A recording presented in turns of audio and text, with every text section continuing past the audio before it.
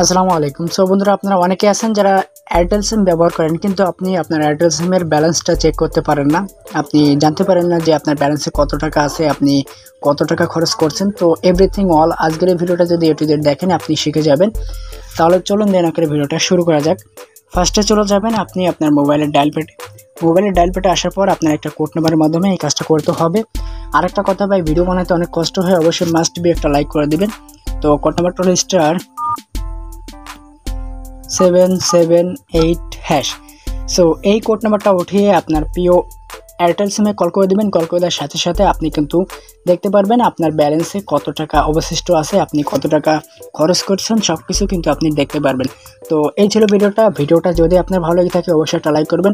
আর নতুন দর্শক হলে চ্যানেলটিকে সাবস্ক্রাইব করে পাশ থেকে বেল আইকনটা অল সিলেক্ট করে দেবেন, যাতে আমাদের কোনো ভিডিও আপনাদের মিস না হয়।